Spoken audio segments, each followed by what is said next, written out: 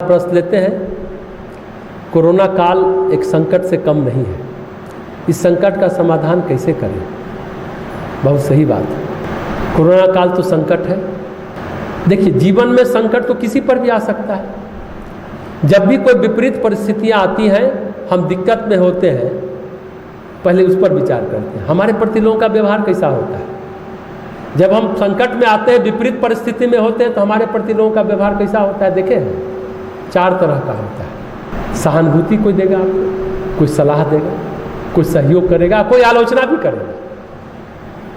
संकट में, पीड़ा में देखकर, तनाव में देखकर कभी कभी लोग ये भी कहेंगे, 5वें लोग, हमने तो आपको पहले ही सचेत किया था, आपने ध्यान ही नहीं दिया। पर ऐसे समय इस तरह की बातें न करें। हमें क्या करना चाहिए संकट के समय?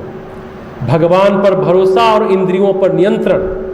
भगवान पर भरोसा करें और इंद्रियों पर नियंत्रण करें। कोरोना संकट एक व्यक्ति का संकट नहीं है, यह विश्वव्यापी संकट है।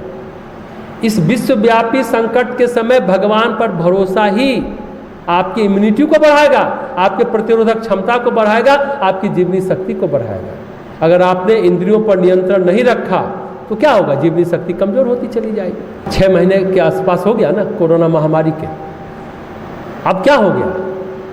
जो ईश्वर पर जिनको भरोसा नहीं है, इंद्रियों पर नियंत्रण नहीं है, आत्महत्या की दर बढ़ती जा रही है।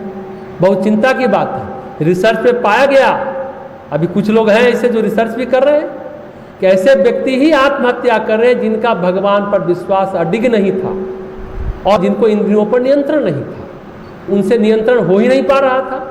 साथ ही व्यापार ठप हो गया, लोन का किस्त नहीं चुका पाए, जॉब चला गया, तो आत्महत्या हुई। सचमुच आज जिंदगियां खतरे में हैं। लेकिन एक बात है, हर इंसान तो अपने अनुसार ही आचरण करता है, अपनी सोच के अनुसार, अपने व्यक्तित्व के अनुसार, अपने विचार के अनुसार आचरण करता है। जो संवेदनशील है, सामर्थ्यवान नहीं है, तो आपसे सहानुभूति रखेंगे। हाँ, जो संवेदनशील है और सामर्थ्यवान है, वो क्या करेंगे? आपको सहयोग करेंगे।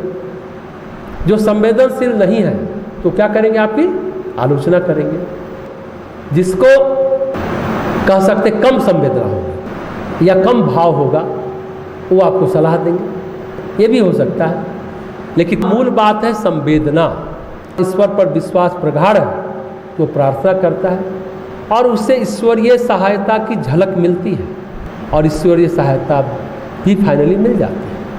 भगवान पर विश्वास से मानसिक अवलंबन मिलता है, बहुत सहारा मिलता है। फिर आत्महत्या जैसी चीज़ कम हो जाएगी। आप करके तो देखिए, जब अंधेरा घना होता है, कुछ सूझता नहीं है, तो इंसान अंधेरे के पार जाना चाहता है। वो सोचता है शरीर छूटे तो समस्याओं से निजात मिल जाएगा। उसे मालूम ही नहीं है कि शरीर छूटने से जीवन समाप्त नहीं होता है, कहीं ना कहीं जुड़ा रहता है। आत्महत्या एक भ्रांति है, इसके सिवा कुछ नहीं है। लगता है उसके बाद सब सही हो जाएगा, सही नहीं होता, सहना पड़ता है। तो मूल बात जो हमने शुरू में कही, प्रकृति में कर्म की प्रधानता है।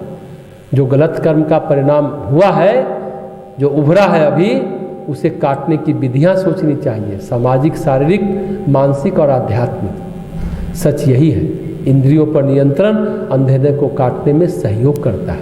वाणी पर नियंत्रण है तो विवाद नहीं होगा, नहीं तो उलझ जाएंगे। और बीमार है, डायबिटीज है, खूब मिठाई खा रहे हैं, पान पर नियंत्रण कर लेंगे, परहेज कर लेंगे, तो बहुत हद तक समस्या का समाधान होगा। कोई भय नहीं रहेगा, आपकी रोग प्रतिरोधक क्षमता बढ़ जाएगी। कोरोना काल संकट काल है, उसमें आप सुरक्षित रहेंगे।